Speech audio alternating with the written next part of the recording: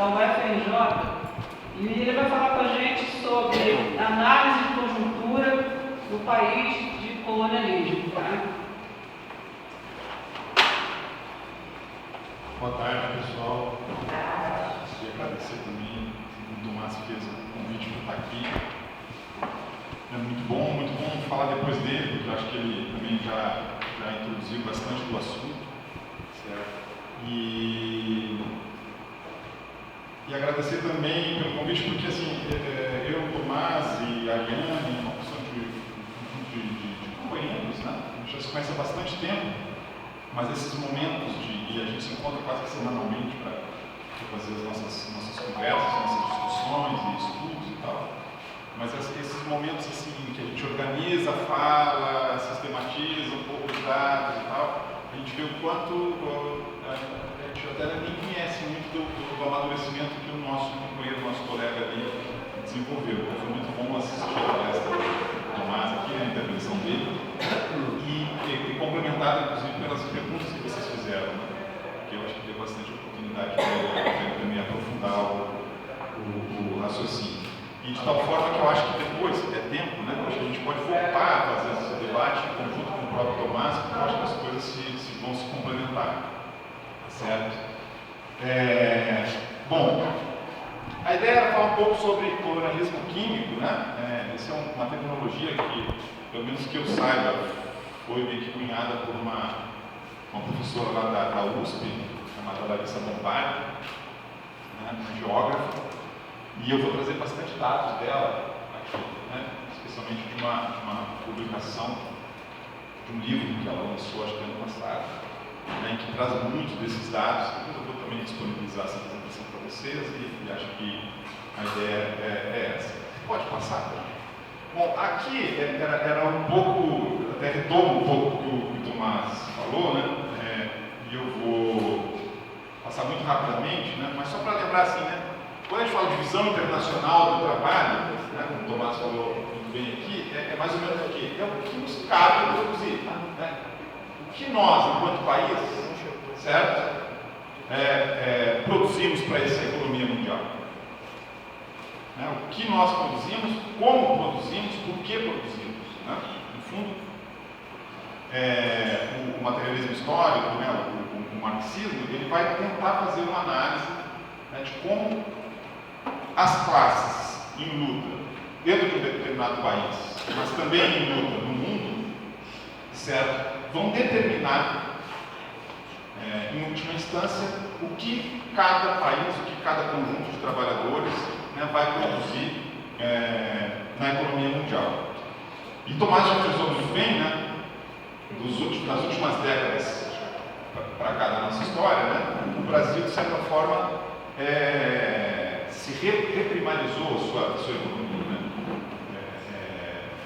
Voltou muito para produção, então, das chamadas commodities, né? E aí aqui eu até vou frisar, né, o que seriam esses produtos, né? Alimentos, que aqui nesse texto está colocado como alimentos, né?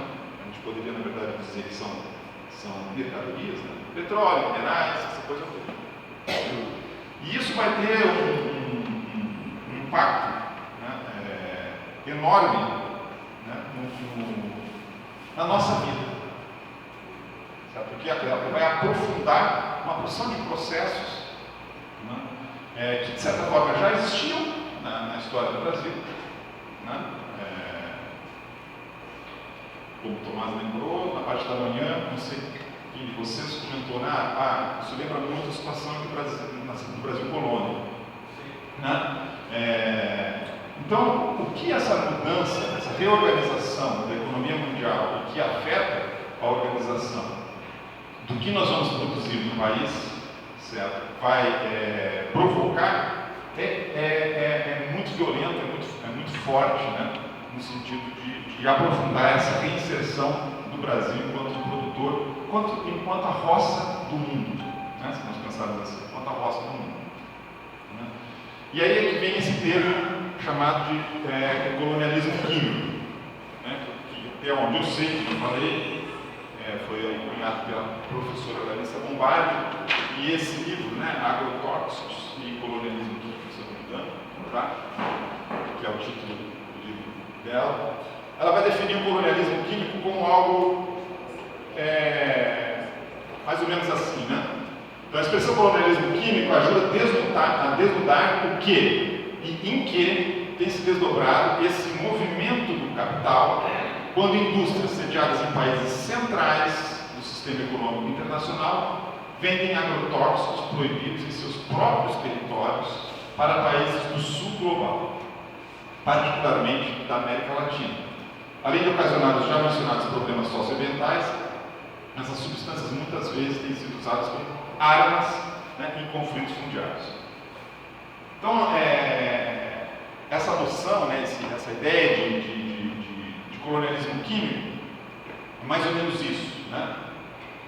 E esse processo ele se aprofunda, né? Porque quando a gente diz assim, nós estamos voltando a uma situação de colônia, né, não é exatamente aquela colônia que nós tínhamos no início do Brasil, certo? Porque agora nós já temos um capitalismo plenamente desenvolvido,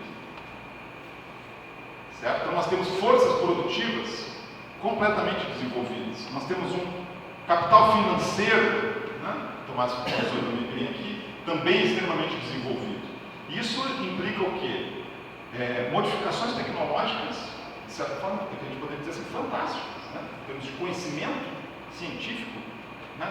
Da produção, fantásticas, né? Só que fantásticas entre muitas aspas, né? Porque no fundo significa mais exploração, tanto da natureza, certo? Para extrair mais valor da terra, né? Para extrair mais rendimento, maior produtividade da terra e exploração da força de trabalho, exploração dos trabalhadores, né? Essa definição que Larissa coloca no livro, eu acho que ela fica bastante exemplificada nos dois próximos mapas, né? Pode passar, por favor. Aliás, desculpa, pode passar, depois eu volto. Aqui é um mapa mundi, né, distorcido. Por quê? Porque ela está representando aqui em cores e nessa forma de explosão, né, os países, as regiões do mundo onde tem maior exportação de agrotóxicos, certo? Então vocês vão ver que assim, né, China, Rússia, a Europa, né, ganham dimensões enormes aqui, né, porque eles exportam muito agrotóxicos. Quem compra isso? Pode passar para o próximo. Quem compra isso, né, aí você vai ver que é a América Latina, até o próprio Estados Unidos também, certo? Mas fundamentalmente isso. Então é aquilo que ele está dizendo, colonialismo químico, né? Então, países que produzem essas tecnologias, certo? Que produzem essas tecnologias, que produzem essas moléculas, que muitas vezes, por serem extremamente tóxicas, são banidas lá, não são comercializadas, né, nesses locais onde elas são produzidas, e nós sim as consumimos aqui. Então isso caracteriza o que Larissa colocou como colonialismo químico. E foi muito interessante porque o slide que eu procurei, você pode voltar?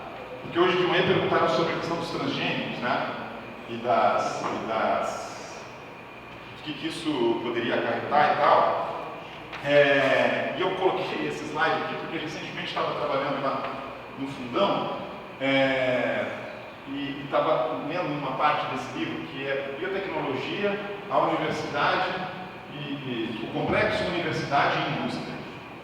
A biotecnologia, né, essa ciência que possibilita a transgenia, possibilita a geração dos transgênicos, certo? Ela é uma ciência que nasce muito junta da indústria e universidade, especialmente nos Estados Unidos, certo? Lá no final, aí anos 70, né, anos 80. Se a gente pensar assim, gente, essa é uma área que eu trabalho, né, então vou falar um pouquinho. Se a gente pensar assim, em 1953, a gente estava publicando a estrutura do DNA. Então a gente estava conhecendo as bases químicas da nossa genética, certo?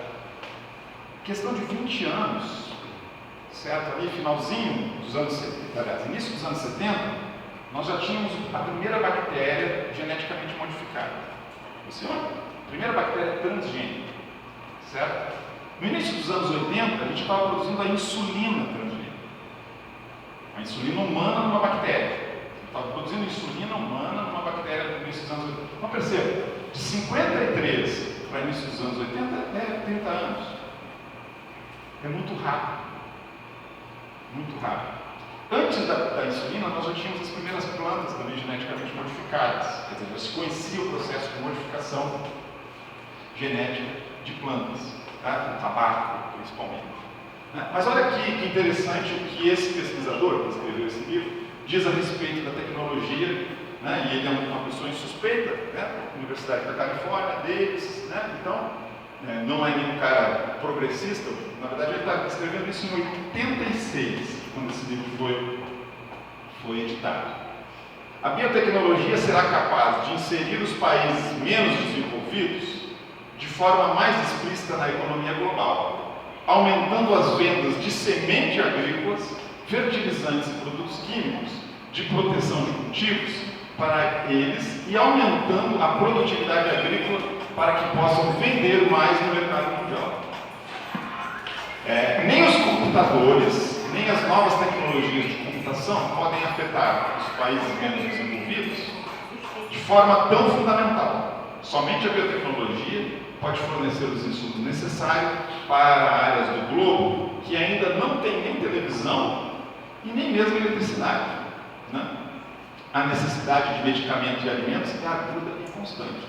Então, veja, ele está falando lá em 86 isso, né? Provavelmente eu deve ter escrito o livro um pouco antes, né? Ele estava prevendo o que de fato ia acontecer, né?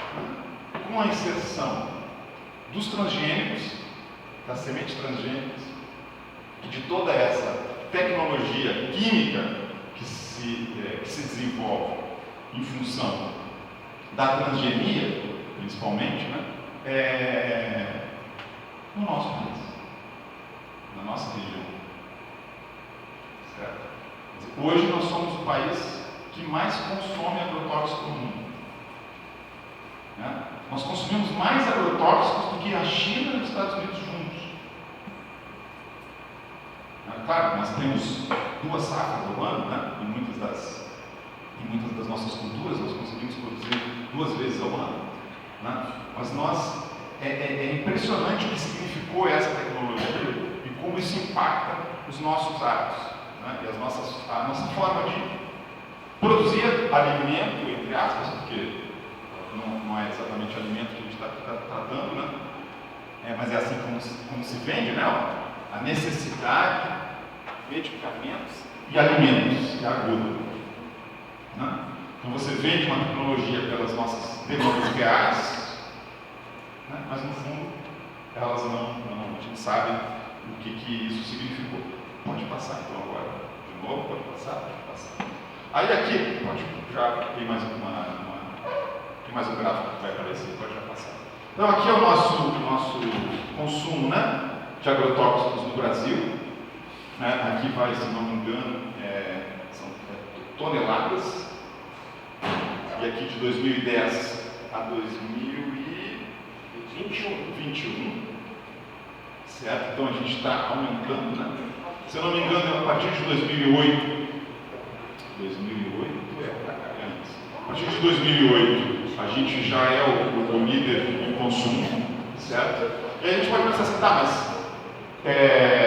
estamos consumindo mais agrotóxicos porque estamos produzindo mais, né? Ou tem maior área sendo cultivada? Não, infelizmente não. Até tem mais área sendo cultivada, principalmente de algumas culturas, não de todas, né? Mas na verdade o que a gente tem é um uso maior de agrotóxico por hectare, que é o que mostra esse gráfico aqui. É um gráfico que na verdade vai até 2011, um gráfico do dossiê da Brasco sobre o uso de agrotóxicos. É aqui, ó. Se a gente perceber, ó, esse triângulo, tá, é o uso de 2002 até 2011. Esse triângulo é o uso de agrotóxicos em milhões de litros. Tá? Então vai aumentando. E aqui, a bolinha, né, o círculo vazado, é o número de hectares, em milhões de hectares. Então percebam que o consumo em milhões de litros, ele aumenta mais do que a área cultivada. Então significa que eu estou usando um volume maior de agrotóxicos por área plantada, né? Ou seja, a ideia, isso se dá fundamentalmente por conta da biotecnologia, né? O Luiz Cláudio hoje falou isso de manhã, né? A questão dos transgênicos, né? O principal transgênico que nós temos, do ponto de vista de cultura que a gente mais exporta, é a soja, o milho, o algodão, né? E é aquela que a gente, que são culturas que foram modificadas geneticamente para resistir mais a um determinado agrotóxico, que é o glifosato.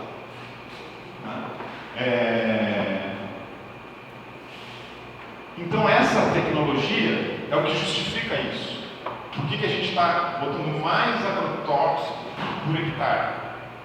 Certo? Porque a gente também se transformou no maior consumidor de agrotóxicos do mundo. Pode passar, por favor. Bom, isso obviamente tem um impacto, né, de dinheiro sendo produzido aí. Né? Isso aqui é um gráfico do PIB do agronegócio. Tá? O número de 2024 aqui, não se enganem, porque esse gráfico foi eu que construí com dados que eu peguei aqui do CPE e eu fiz isso em uma apresentação ainda do ano passado e não tinha terminado ainda o ano de 2024.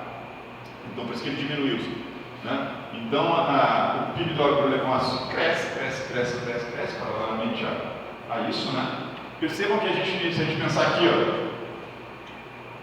20, 21, 22, talvez 23, né? Vamos pegar esses 3 anos aqui. Que período foi esse? Pandemia, né? Olha aqui. Pandemia. O PIB do agronegócio. Quem é que está ganhando? Enquanto a gente estava morrendo de Covid. Pode passar. Eu quero chamar a atenção, agora nos próximos slides, que isso, embora essa tecnologia, o transgênico, enfim, o uso até mais intensivo, né, de agrotóxicos, né, ele é relativamente recente, né? Isso, na verdade, começa lá nos anos 60, né? Revolução Verde, certo? Até talvez antes da própria biotecnologia. E começa com uma política de Estado. Né? Começa com uma política de Estado. Isso aqui é uma matéria que está no site da Fiocruz, né? De 2016. Tem uma animaçãozinha. Pode passar, por favor. Aí, pronto. Que o estímulo aos agrotóxicos data de 1965, né, quando foi criado o Sistema Nacional de Crédito Rural, que vinculava a concessão do crédito agrícola à obrigatoriedade de compra de insumos agrícolas químicos pelos agricultores. Ou seja, o agricultor ele precisava financiar a obra dele. Ele vai no banco, ele pede um empréstimo. Ele consegue esse empréstimo? Ele vai conseguir, em princípio, né? Vai conseguir esse empréstimo só se ele usar um pacote tecnológico. Só se ele usar agrotóxico. Se ele comprar uma determinada semente, um determinado adubo, utilizante, né? E os próprios agrotóxicos. Né? Então aí, vai lá. Já no início dos anos 70, o Banco do Brasil tornou obrigatório o direcionamento de 15% dos valores de empréstimos de custeio para a aquisição de agrotóxicos. Tá? Então, desse financiamento, 15%. Né? Enquanto que em 75, foi a vez do Programa Nacional de Defensivos Agrícolas, financiar a criação de empresas nacionais e a implementação de substâncias de corporações transnacionais de agrotóxicos e de fertilizantes. Então é isso que eu estou dizendo. Né? Então, embora a gente veja mais recentemente, né, o Brasil se tornar campeão do consumo de agrotóxicos, isso é uma política de Estado que data lá mais para trás, né, para os anos 60. Pode passar, por favor?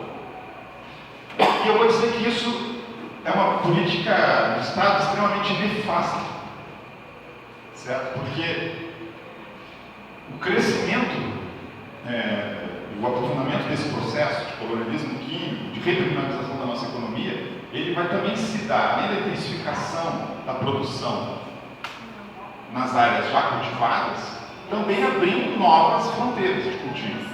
E para abrir novas fronteiras de cultivo, você derruba floresta, certo? E para você derrubar a floresta, você pensa, tá, mas se eu derrubar a floresta, né, eu vou ser preso. Bom, a gente sabe que não é bem isso que acontece no Brasil. Mas além de você não ser preso, você é financiado pelos nossos bancos. Aí, isso aqui é o mais, vamos dizer assim, que eu acho que é talvez mais impactante.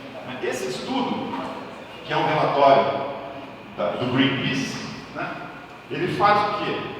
Ele pega os mapas de retirada de floresta, né, de desmatamento, né, em partes da Amazônia, tá? Pega os mapas do desmatamento da Amazônia e compara com o cadastro ambiental rural, que chama CAR. Quando a pessoa, recentemente, tá? Quando o agricultor pediu um empréstimo no banco, ele tem que dizer, olha, meu empréstimo é para essa área aqui, eu vou usar esse dinheiro que você vai me dar nessa área. Ele vai dizer a localização geográfica de onde ele vai aplicar. E aí o que eles fazem? Por que a figura está mal, tá, gente? Porque aqui, na verdade, são dois gráficos, dois mapas, um sobreposto ao outro. E aí tem as bolinhas de onde o empréstimo está sendo dado e os locais onde o desmatamento está sendo feito. Isso bate. Isso encaixa um no outro. Certo? Então são bancos públicos com dinheiro dos nossos impostos que financiam isso. Tá? Por isso que eu digo assim, né? Uma política de Estado. Aqui tem um texto, né, que também daria para botar os números, né, de uma forma mais objetiva, né? Ele vai dizer assim, por exemplo, foram identificados 7.074 propriedades inseridas parcialmente ou totalmente em unidades de conservação. 24 propriedades sobrepostas, parcial ou totalmente, a 7 terras indígenas. Quase aqui 22 mil imóveis sobrepostos a florestas públicas não destinadas. 798 imóveis financiados com embargo do IBAMA, ou seja, já são produtores locais, né, que já teriam sido embargados pelo IBAMA e que receberam financiamento. Continuaram recebendo financiamento. E assim vai, tá? Também é um bom documento, tá? Para vocês procurarem, Bancando a Extinção, que é o título desse relatório do Greenpeace. Por favor. Pode passar. Bom, isso não é só financiamento público, também tem financiamento privado. Existe uma bolha, não sei se é uma bolha, de toda uma movimentação de grana na Bolsa de Valores, tá? E aí aqui pode passar, tem mais uma animação aí aparecendo, né? Então, o financismo, isso aqui é a Faria Lima, né? Vai ao campo de motosserra, né? O financismo acumula 1 trilhão em investimento no setor. E aí aqui vai ter alguns dados de como a Bolsa de Valores também vai financiando esse processo, certo? Por favor, pode passar. Aqui, ó. Então, as finanças privadas do agro, privadas entre aspas, né, apontam que até junho, nada menos do que 1 trilhão estavam pendurados em títulos de investimentos de captação privada para injetar dinheiro na agropecuária. Né? Assim, as informações consolidadas se baseiam em movimentações registradas pela P3, né, como se faria se deram de forma mais concentrada no Centro-Oeste e no Nordeste. Isso é uma pergunta que, em princípio, ninguém sabe responder ao certo? E aí as pessoas vão dizer, poxa, o que está acontecendo nessas regiões, né? E uns insights de pesquisa, uma das hipóteses é provavelmente a associação do vírus da Zika com algum agrotóxico, que pode estar potencializando os efeitos do vírus, né, aumentando os efeitos do vírus. E os pesquisadores da Fiocruz fizeram justamente isso. Eles pegaram ratos, colocaram em contato com o vírus da Zika, na presença e na ausência do 2,4-D, que é um dos principais agrotóxicos utilizados na região centro-oeste do país. E viram que o 2,4-D ele potencializa a redução do cérebro desse animal. Né? Do ratinho que nasceu, né? Que nasce pela família que você faz. No Nordeste parece que é outra coisa, parece que é uma toxina que estava presente nas cisternas, a toxina de uma microalga presente nas cisternas, lá onde o pessoal armazena água. Tá? Então, são estudos muito interessantes do ponto de vista dessa discussão que a gente está fazendo aqui. Né? Pode passar. E isso é uma questão importante, né? Que acho que o Tomás também deixou já mais ou menos colocado na apresentação dele. Quer dizer, do ponto de vista do materialismo histórico, do marxismo, o Estado, por mais que a gente lute para conseguir os nossos direitos, por educação, por saúde, né, por segurança do trabalho, essas coisas todas, né, o Estado ele é um instrumento da classe dominante. Quem domina o Estado, no capitalismo, né, ou enfim, qualquer modo de produção, quem domina o Estado é a classe dominante, embora a gente esteja na disputa, certo? Isso aqui é talvez uma das provas cabais, né, em que a gente mostra, né, sei lá, maçã, pera, pêssego. Isso aqui é o quanto é permitido na Europa e aqui é o quanto é permitido no Brasil. 2 vezes mais, 2 vezes mais, 2 vezes isso do glifosato, tá? 2 vezes mais. No café é permitido 10 vezes mais, na cana-de-açúcar 10 vezes mais, pode passar. Na água, foi o que o Luiz Cláudio falou. Na nossa água, 5.000 vezes mais. Tá? É permitido que na nossa água tenha 5.000 vezes mais glifosato do que na Europa, tá? Na União Europeia. Tá? Isso não significa que tenha, tá? Claro, a gente saber tem que fazer nada. Não significa que tem, mas é que a nossa legislação permite. Ou seja, se tiver 5.000 vezes mais, e tiver ainda dentro desse limite, a gente vai estar sendo permitido. Tá? Eu gosto de fazer caminhadas aqui nas nossas montanhas no Rio, e hoje eu estava revendo aí os dados para a apresentação hoje, e no solo da Serra das Araras, ali, né, o Parque Nacional da Serra dos Óbidos, e no solo de Itatiaia, né, a mais de 2.000 metros de altura, né, nós temos resíduos de agrotóxicos. Lá são reserva, né, não tem plantação de nada, mas tem contaminação por agrotóxico. É impressionante. Também estudo com o pessoal da Federal do Rio de Janeiro, mostrando isso. Estudo recente. Pode passar. Bom, e aí a gente chega na questão das intoxicações, porque não é possível, né, que essa montanha de produtos químicos, né, de agrotóxicos sendo lançados dessa forma de produzir mercadoria, isso não tem um impacto na intoxicação de pessoas. Tá? Então, aqui, mais uma vez, eu vou ficar devendo para vocês que ano é. Não sei se você pode me ajudar aí. Esse gráfico da 2019. Daqui? Isso. 2010 a 2019. Então, nesse período de 10 anos, certo? 36 mil pessoas foram intoxicadas. Tá? Esse é 2010. Se eu pego de 2010, comparo, né, o ano de 2010, comparo com o ano de 2009, houve um aumento de 125% no número. Desculpa, 19. Houve um aumento de 125% do número de intoxicações. Certo? Pode passar. Se a gente faz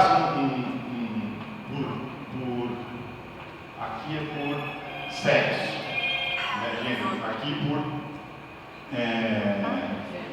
por etnia, por raça. e aqui a questão dos indígenas, certo? Nós vamos ver também que isso vai depender de região para região, mas no caso, por sexo, né? A maioria das pessoas intoxicadas são homens, tá? Isso deve ter uma explicação do pessoal que está mais exposto aos ambientes, especialmente de produção rural, certo? Quem está mais exposto à manipulação desses produtos, certo?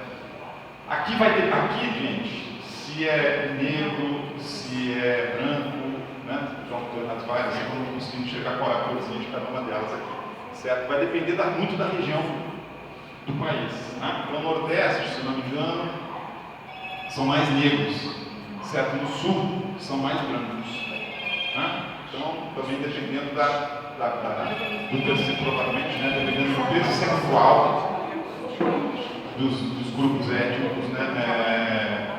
Representados no Brasil. E aqui, gente, ó, são os povos originários, intoxicação de indígenas, certo? Muito, pode fazer mais vezes isso, vocês irem trazer a experiência de vocês, porque é interessante. Eu mesmo falei de agrocolonialismo químico, né?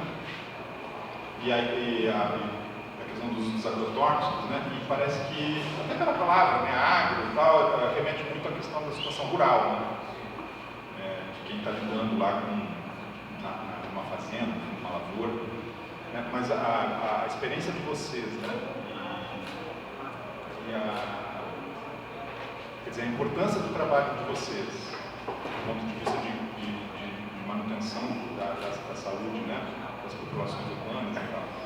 E o efeito que o trabalho de vocês provoca em vocês mesmos, né?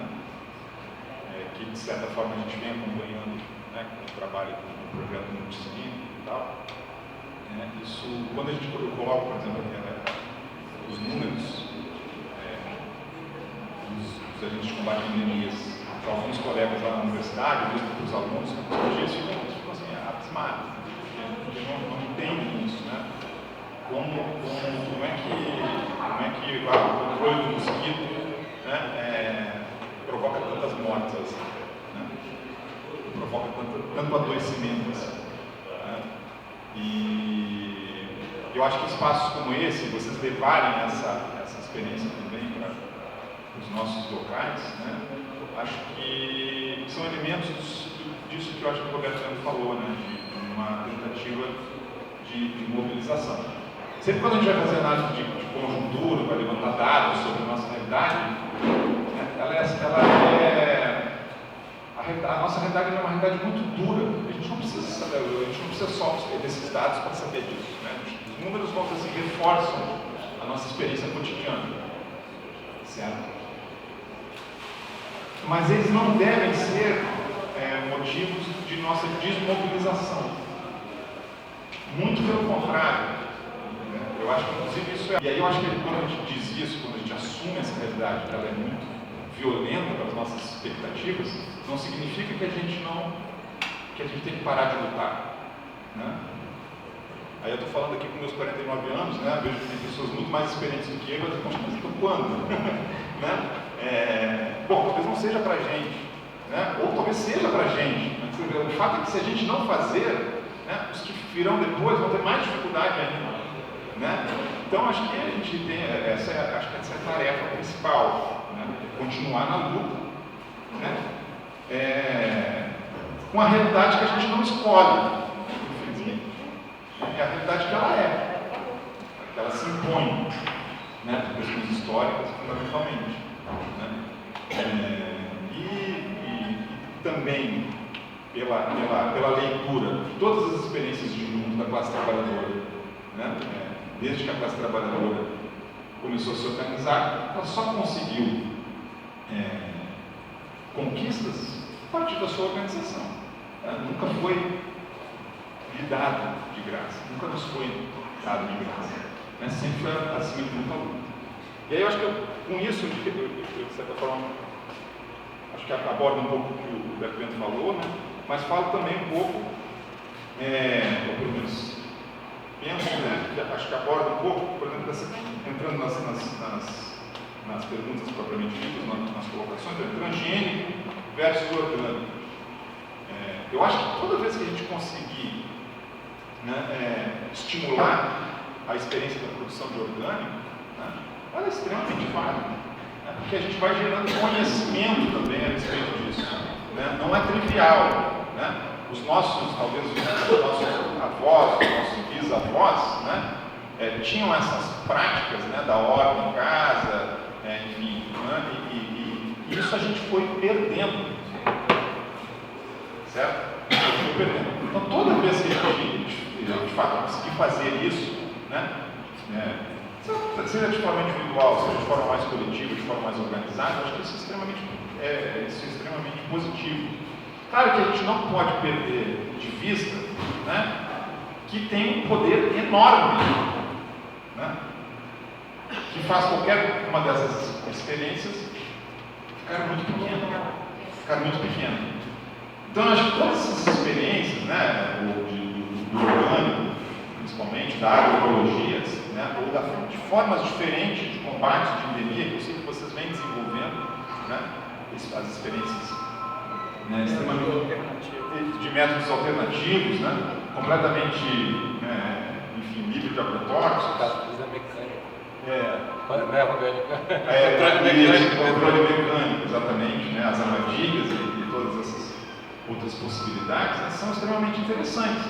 Mas a gente também precisa pensar que a gente precisa mudar essa sociedade. Porque, vejam, a gente está fazendo uma análise aqui de que o quanto de capital, o quanto de estrutura produtiva se mudou na nossa sociedade nos últimos 50, 60, 70 anos, né?